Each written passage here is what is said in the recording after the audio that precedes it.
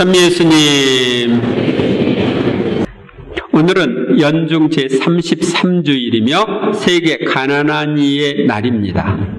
프란치스코 교황님은 2016년 11월 자비의 희년을 폐막하면서 연중 제33주일을 세계 가난한 이들의 날로 지내도록 선포하셨습니다. 오늘의 독서와 복음의 주제는 종말입니다. 종말. 첫째로 오늘의 제일 독서인 말라키 예언서는 종말에 있을 일들을 알려줍니다. 이 말라키 예언서는 구약 성경 마지막 성경입니다. 보라, 화덕처럼 불붙는 날이 온다. 거만한 자들과 악을 저지르는 자들은 모두 검불이 되리니 다가오는 그날이 그들을 불살라버리리라. 만군의 주님께서 말씀하신다. 그날은 그들에게 뿌리도 가지도 남겨두지 않으리라. 앞으로 올 세상 종말 심판날에는 악인들이 모두 없어질 날이 올 것이다. 이렇게 예언을 하는 것입니다. 여기서 종말은 세상이 끝나는 날이라기보다는 죄악이 만연하는 시대가 끝나는 날을 가리킵니다. 그러나 나의 이름을 경외하는 이들에게는 의로움의 태양이 날개에 치유를 싣고 떠오르리라. 여기서 주님의 이름을 경외하는 이들은 주님을 믿고 따르며 섬기는 이들을 가리키죠. 여기서 의로움의 태양은 예수 그리스도를 가리킵니다. 예수님을 의로움의 태양이라고 부릅니다. 치유를 싣고 떠오르리라고 하는 것은 이제 구세주이신 예수님이 종말에 재림을 하시면 모든 병이 치유된다는 것입니다. 영혼의 병, 마음의 병, 육신의 병이 다 치유되어 모두 영육간에 건강한 상태에서 새 시대를 맞이하게 될 것이라는 것입니다. 둘째로 오늘의 복음에서 예수님은 예루살렘이 멸망하기 전과 또 세상 종말이 있기 전에 어떤 징조들이 있을 것인지를 말씀하십니다. 그때 몇몇 사람이 성전을 두고 그것이 아름다운 돌과 자원 예물로 꾸며졌다고 이야기하자 예수님께서 이르셨다. 너희가 보고 있는 저것들이 돌 하나도 다른 돌 위에 남아있지 않고 다 허물어질 때가 올 것이다. 예수님께서는 예루살렘 성전이 다 허물어질 때가 올 것을 예언합니다. 그리고 이 예언대로 나중에 예루살렘이 다 망합니다. 그들이 예수님께 물었다. 스승님, 그러면 그런 일이 언제 일어나겠습니까? 또 그 일이 벌어지려고 할 때에 어떤 표징이 나타나겠습니까? 예루살렘이 망한다는데 관심 없을 수가 없죠. 이거 언제 일어나고 어떤 표징이 있을 것인지를 물어봅니다. 예수님께서 이르셨다. 너희는 속는 일이 없도록 조심하여라. 많은 사람이 내 이름으로 와서 내가 그리스도다, 또 때가 왔다 하고 말할 것이다. 그들을 뒤를 따라가지 마라. 예루살렘이 망하기 전에 사람들이 예수 그리스도를 사칭, 내가 메시아다, 나를 따르라.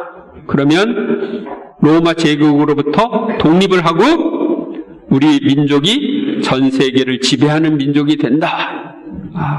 이런 식으로 백성들을 선동해가지고 이제 독립전쟁, 반란이 일어납니다. 그때 그리스도인들은 이 예수님 말씀에 따라서 그들 뒤를 따라가지 말라고 했기 때문에 따라가지 않고 예루살렘에서 피해서 다른 곳으로 갑니다. 그래서 예루살렘이 멸망할 때 해를 입지 않습니다. 예루살렘이 멸망할 때의 기록을 보면 요세푸스라고 하는 역사가의 기록에 보면 110만 명이 살해되고 9만 7천 명이 노예로 끌려갑니다. 그리고 너희는 전쟁과 반란이 일어났다는 소문을 듣더라도 무서워하지 마라. 그러한 일이 반드시 먼저 벌어지겠지만 그것이 바로 끝은 아니다. 이스라엘 사람들은 예루살렘의 멸망과 세상 종말을 연결시켜서 생각했습니다. 그런데 예수님은 그렇게 연결시키지 말라는 거죠. 그것이 끝이 아니라는 거예요. 그러면 끝은 어떻게 되느냐? 이어서 그들에게 말씀하셨다. 민족과 민족이 맞서 일어나고 나라와 나라가 맞서 일어나며 큰 지진이 발생하고 곳곳에 기근과 전염병이 생길 것이다. 그리고 하늘에서는 무서운 일들과 큰 표징들이 일어날 것이다. 예루살렘이 멸망하기 전에도 민족과 민족들의 전쟁은 있었습니다. 기원 30년에서 70년 사이에 로마는 다른 민족들과 전쟁을 했고 또 지진도 있었습니다. 크레타, 스미르나 지역에서 지진이 있었고 기근과 전염병도 있었습니다. 그러나 그 후에도 보면은 중세시대 때는 페스트라고 하는 전염병이 있었죠. 그래서 엄청난 사람들이 죽고 그랬습니다. 지금은 뭐가 있어요? 지금도 여러 전염병들이 돌고 있죠. 어떤 때는 에이즈, 어떤 때는 사스 이런 것들. 지금은 뭐가 돌고 있어요? 돼지, 아프리카 돼지 열병 이런 것들이 돌고 있습니다. 그리고 민족과 민족이 맞서 싸우는 일, 나라와 나라가 맞서 싸우는 일이 그동안의 역사 안에 많이 있었죠. 수많은 전쟁이 있었어요. 근데 특별히 20세기에 그런 일이 있었어요. 제1차 세계대전, 제2차 세계대전. 하늘에서는 무서운 일들과 큰 표징들이 일어날 것이다. 뭐가 있었나요? 20세기에 하늘에 큰 표징이 있었습니다. 그건 뭐였느냐면 1917년 10월 13일에 파티마에서 있었던 태양의 기적입니다. 아시나요?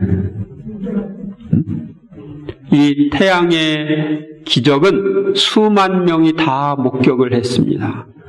그리고 이 태양의 기적을 통해서 성모님은 당신의 메시지가 참되다는 것을 알려주셨습니다. 그래서 지금은 하늘에 큰 표징이 나타난 시기다. 세상 종말을 향해서 가고 있는 시기다. 이렇게 말을 합니다. 그런데 여기서 세상 종말이라고 하는 것은 세상이 끝나는 게 아니에요. 신부님, 그걸 어떻게 믿습니까? 믿으세요.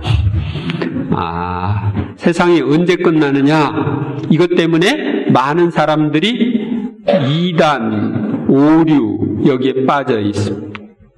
예를 들면은 우리 여호와의 증인은 여러 번 세상 종말에 대한 이야기를 했는데 다 빗나갔어. 요즘에는 신천지 이런 데서 묵시록을 해설하면서 겁을 줍니다. 그런데 다 꽝입니다.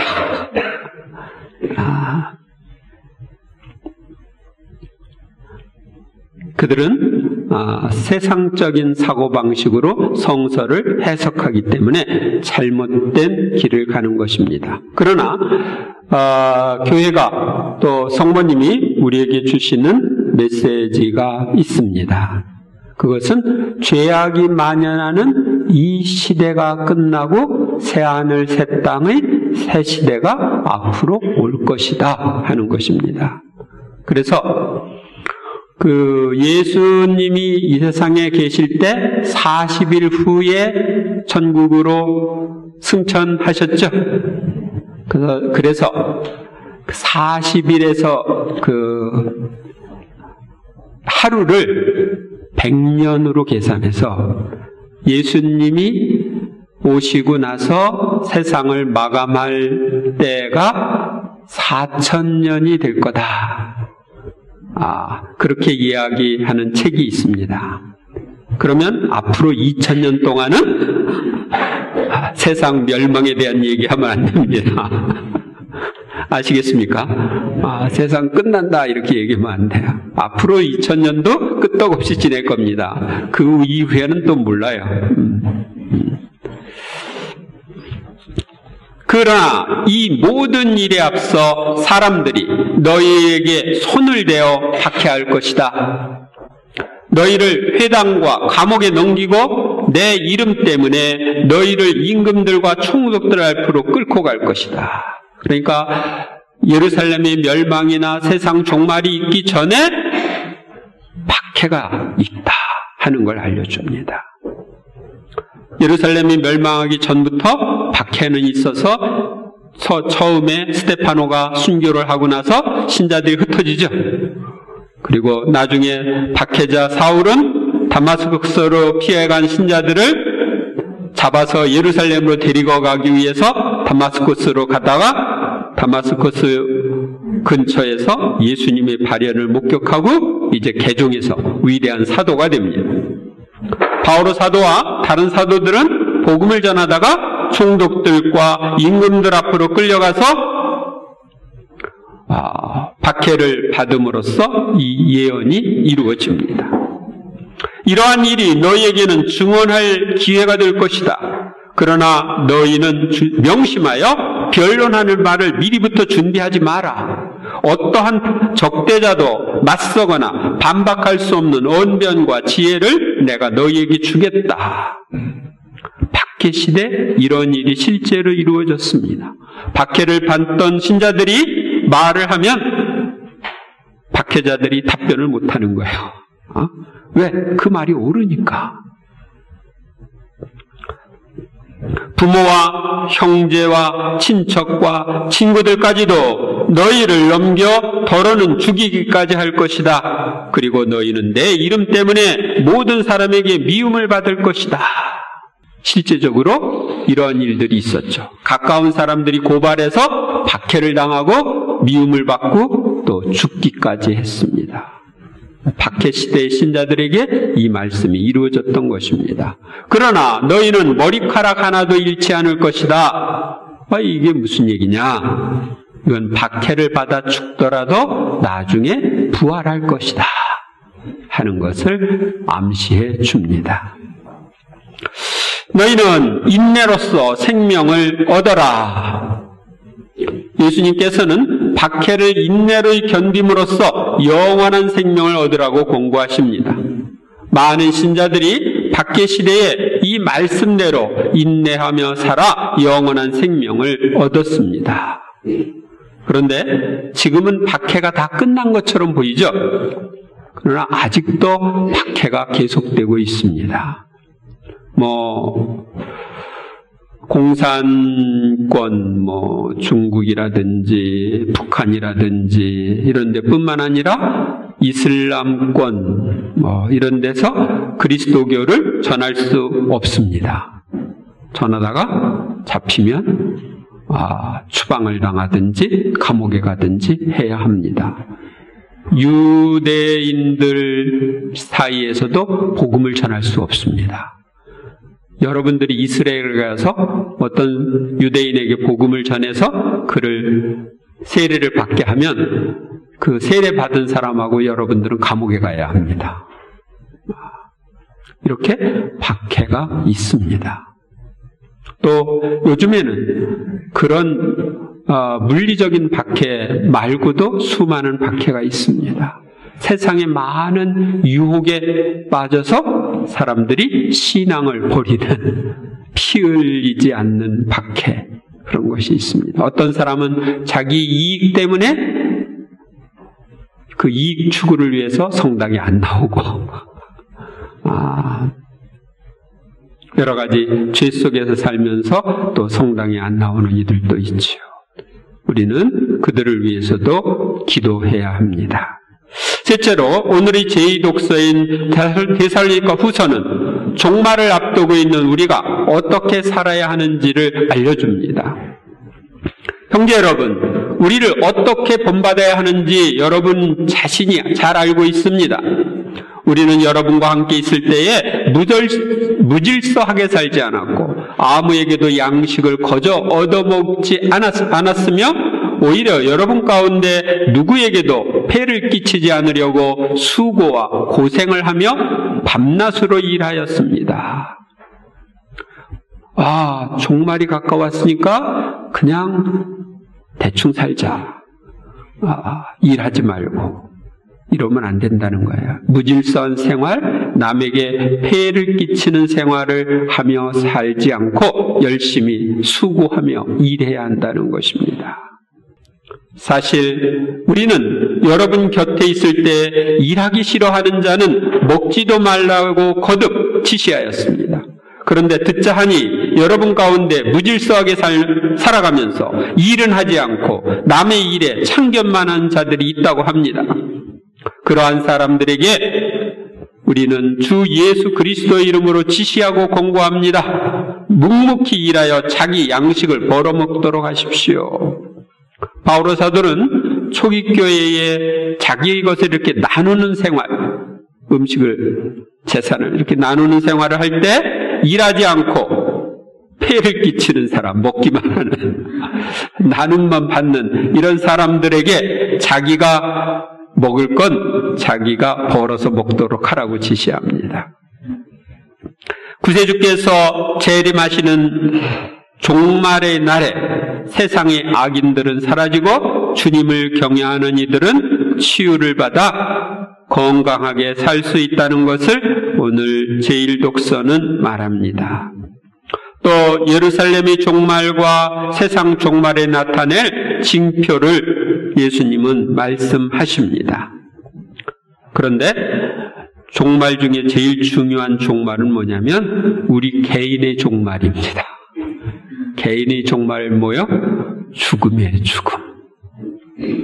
여러분들은 종말이 언제 올지 알아요? 몰라요? 모르죠? 내가 언제 죽을지 몰라. 또 세상도 언제 끝날지 몰라. 그런데 내가 해야 될 것은 뭐냐? 오늘 바오로 사도 말씀대로 우리가 무질서하게 살지 말고 남에게 폐를 끼치지 말고 일하기 싫어하는 자는 먹지도 말라는 말씀을 기억하면서 열심히 살아야 합니다.